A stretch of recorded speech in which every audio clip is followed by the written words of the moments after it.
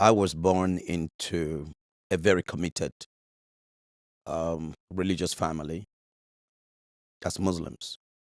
My father was one of the most awarded uh, Second World War veteran.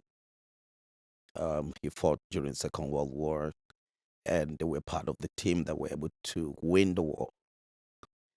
And so Islam was not just a religion to us. Islam was a culture in my father's house. My father was a very, very devoted Muslim. And so, one, being a soldier, two, the discipline, three, the commitment. The spirit of a soldier is a spirit of loyalty. And so, there's no compromise to that. And so, what you hold there now in my entire lineage, Christianity, had not existed. Wow. Nobody was a Christian.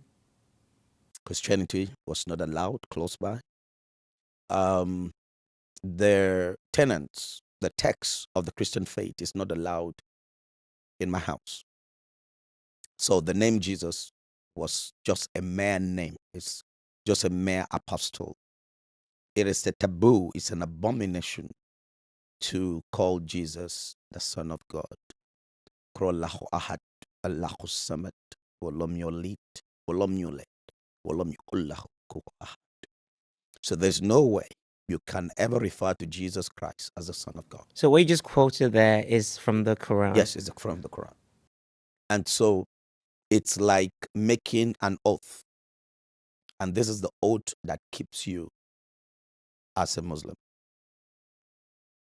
And so, born into the family, I grew up to be one of the child that is very, very close to my dad. And so, I inherited his passion. I inherited his perspective. I inherited his pattern of life.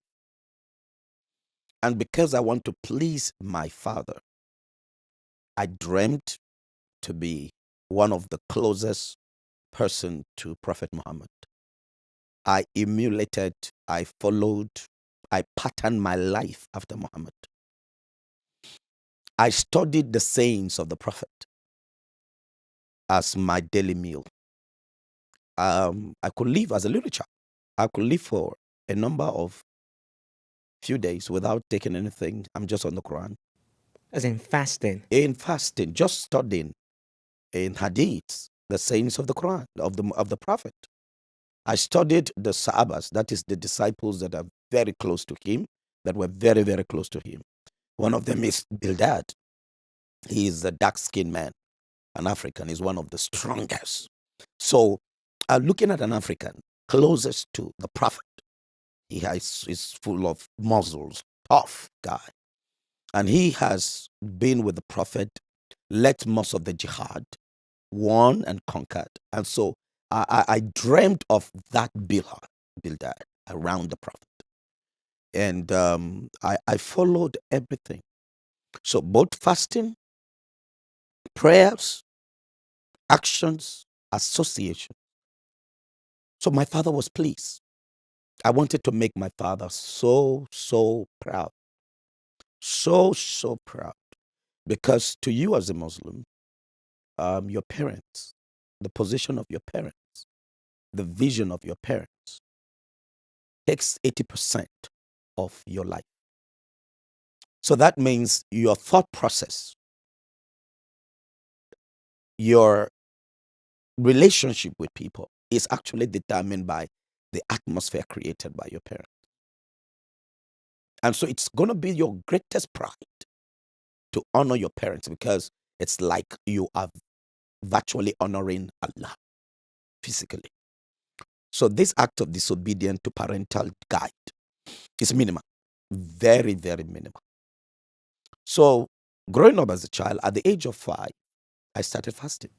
Wow, at 5. Yes, at 5. Like what kind of fasting? Fasting. As in no food for a whole day, for 3 Yeah, days? yeah, the whole day. Just the Ramadan fast. Okay. And this is normal practice for Christians, for Muslims at 5? Yeah.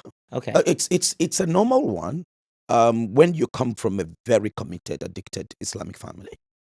because you will have the sufur, that's the breaking of